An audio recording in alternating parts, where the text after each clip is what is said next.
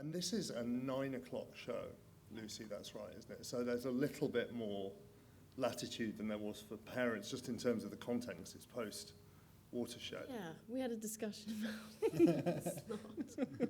He had ambitions for 8:30, but then we saw the script. No, I mean, I'm delighted with it. I think the point is that you've got to have, I really, really want to have kids misbehaving and not too sanitized, particularly the dynamic between the imaginary friend and the boy that's constantly kind of choosing the wrong, going down the wrong avenue. So that naughtiness, and there's more naughtiness to come. That wasn't that naughty, what we just saw. There was a few feckings and a bit of booby feeling, but there wasn't... Look, you know what? We wanted to be. We very much wanted to write a family show. Like, we didn't want it to be dirty or kind of. I mean, a little bit of risque stuff here and there, but nothing that you'd feel uncomfortable watching. And we did pitch it as like an 8:30 show and wanted it to be like a real that kind of thing. But then we ended up putting in bits and pieces where it made it a little bit difficult. Yeah. But I think kind of 9 o'clock is a nice time for it, and I hope that it's the kind of show I think that kids can watch and nobody's going to have I don't think parents are going to care about the odd feck here and there. Yeah. How did you cast the little boy? Well, we saw an awful lot of people. We saw maybe 200 kids, and I wanted it to have a very West of Ireland voice to it, because although a lot of people here wouldn't really know the difference, I mean, it's if a kid is an actor, he's generally like a South Dublin actor, which is kind of shiny and dancey. And, I don't know how to describe it. Louis Walsh would represent him. Yeah. Louis Walsh's kids. I imagine he's got a few kids, right? And, they're not his own. No, sure. So we wanted somebody that hadn't really done that much before, and our kid had never been on camera before. So we just went out to like places close to, Skye and Baby Cow were kind of happy for us to just go out into the countryside and just do open casting sessions. Yeah. So we did. We saw like 200 kids that had just kind of did open calls, and it was great. We found him. He's like half an hour down the road from where I'm from. Yeah. And all the kids are, so it worked out. He's got this lovely, unusual accent, which is because he's right on the Roscommon border? Leitrim. Cavan-Leitrim border. So he says things like, he'll say the word chair, and he'll kind of pronounce it as chair.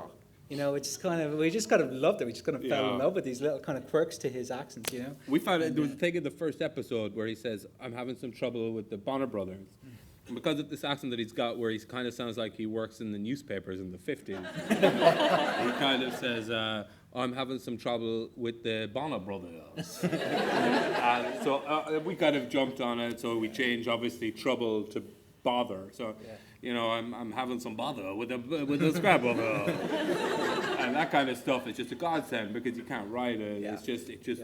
But the kid is lyrical. It's so great because he's not trained in any way. I mean, a lot of the kids, when they go to these acting classes, they get really conscious, and he's just pure instinctual, and he gets the jokes, and he's so natural, such a talented young fella. And we were talking about him earlier on. He was one of those, because obviously kids have to finish earlier and stuff. And we would wrap him at, whatever time, 5 o'clock or whatever. And he wouldn't want to leave the set. He would just want to stay around, because he was making the behind-the-scenes documentary called Moone Boy Confidential with his best mate. So it was just really refreshing. Did you get involved in that casting process? Yeah, we saw, I think it whittled it down to like 3 or 4. We gave them a good few, maybe 3 or 4 options. And in fact, there was no real debate about that. They were really happy with what we wanted, so it was great. And tell me about the animation which is involved, sort of cows coming to life and things. Well, I kind of like the idea, like that. I was a little bit drawy when I was growing up, and my dad was a graphic designer, like the guy in the show, so that kind of made sense. And also, I thought it was right for a kid who's got an imaginary friend to probably create an imaginary world a little bit. And then we talked about who to bring in, and weirdly, there's a company called Cartoon Saloon, who were nominated for an Oscar last year for their feature, The Secret Book of Kells. And the producer from that is from Boyle as well, my hometown. So I thought it was kind of nice to keep all of that fairly in-house. But they're And, based in You're Kilkenny. obsessed with that place. Well, it's the best place on earth. Yeah, and they're based in Kilkenny, which is where Nick's from, so it kind of made sense. But I kind of just, it's a nice kind of way to break the action, but also to make it just kind of fun and a bit silly. Yeah, it gives it a magical aspect to it. A bit more surreal, Yeah. Yeah. which presumably the internal world of a boy with an imaginary 6-foot-odd friend Well, exactly that, yeah. is going to Yeah. be. Yeah. And you're already making a second series, I gather. Yeah, we're going to finish writing the second series this week. Hmm. We haven't started it, but we're being ambitious. Yeah. Email ping pong. How's that going? Yeah, really good. Yeah, no, we're just finishing up episode 6, so yeah, we're really excited about it. Yeah, no, Yeah. we're looking forward to it, yeah. Excellent. Yeah. Lloyd is in the black and white shirt, I think I'm right in saying. Joe is the other one. You are this is your first series comedy, I think, as a writing team. Is that right? Yeah, that's right, yeah. So do you want to tell us a little bit about, before Lloyd, you were in the sketch group Cowards, That's right, yeah. I think. I wrote a little biog. Shall I read you out the biog that I wrote? Parents is their first commission together as writers. Previously, Lloyd was a stand-up comedian, actor, and a member of the sketch group Cowards. That's you. That's right. And Joe worked as a music video director, animator, and short filmmaker, as well as a writer on CBBC's Horrible Histories. Oh, great show. Actually, I didn't write that at all. I copied and pasted it from, I realise now, from an email that you were chatting. So often. So how did you come together to write a sitcom? It's not a good story. We just knew each other Yeah. through friends, and Joe had a good idea for a sitcom, and we wrote that on spec, and then Sky liked it but didn't want it, so we wrote another one, and they wanted it. So let's... Yeah, there was a No similar, way. No, it's true. But it was a similar conceit in a way. Yeah, it was a Yeah. similar conceit, and it Well, was, let's just drill down into it a sorry. bit, because that was more of, Lucy described it, I think, as more of a in-betweeners style. It was Yeah. younger. yeah, it kind was of younger protagonist, basically. wasn't Yeah, it? it was younger, and it was probably a little bit naughtier as well, in that it was less of a family conceit. Yeah. Yeah.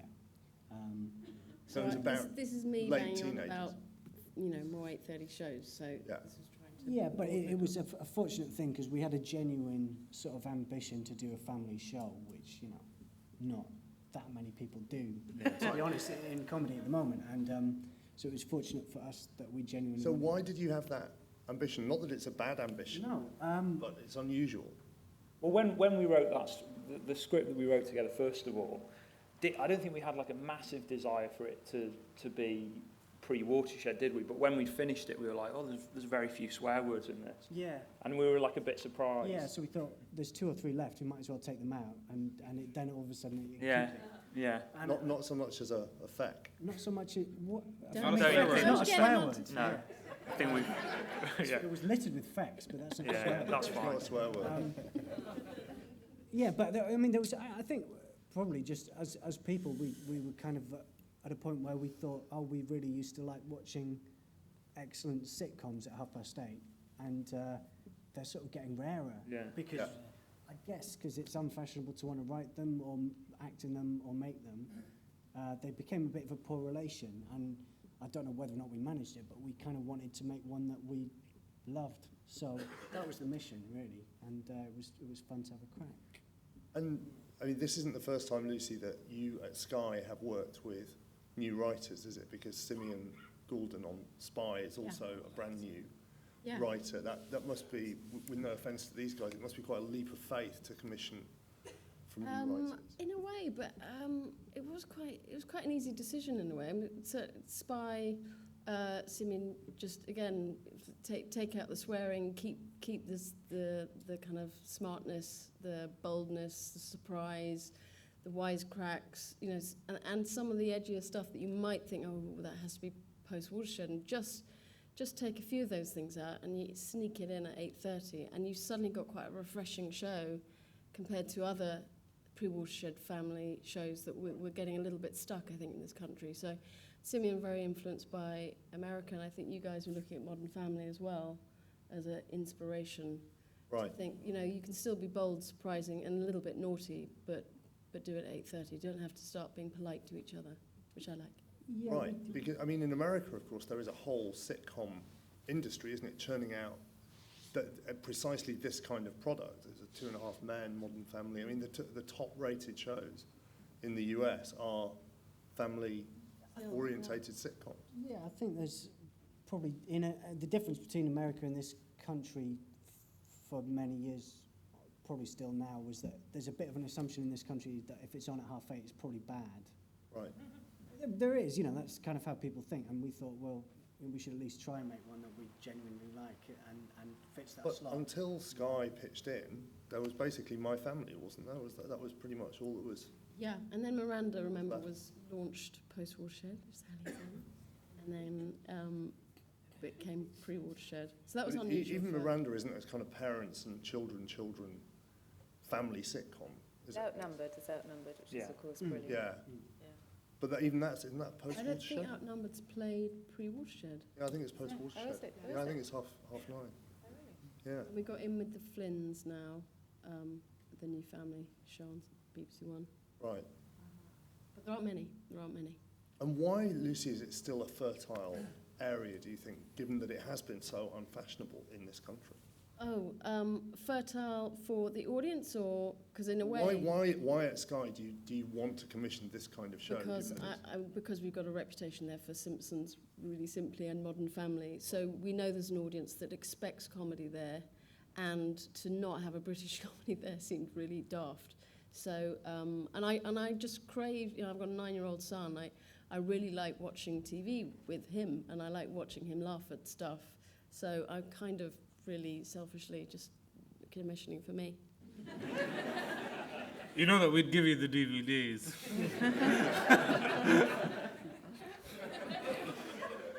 Okay. I'm sure we'd all commission for ourselves if we were in that role. So, Just how, really selfish. Sally, how did you get involved with? Well, as Jenny? my agent, Janie, rang up and said they're auditioning. I feel such a fraud being here. They're holding auditions. Here are some sides. Would you go and audition? I said, okay. So I went along and auditioned, and then I got the job. Excellent. And I was really pleased and said, yes, please. And but then I got pregnant. I went, oh, that's a shame. I won't be able to do that. And they amazingly waited for me. So I was Really? yeah, So- really very happy about that. Yeah. I mean, she didn't lose her job because of the recession. It is a kind of, it's a sort of storyline that chimes with the times of someone losing their job, losing their house. You know, the husband can't get a job, but it's not a recession-focused piece, is it? Well, we thought it would. The idea was that it would kind of chime, but when you come to actually setting up a story for a character, we wanted it to be her fault, basically. Yeah. You need a joke, don't you? Yeah. You do. Like, you know, it's really Like a hard to have fight. as your Yeah. antagonist, like a cultural, you know, an economic climate.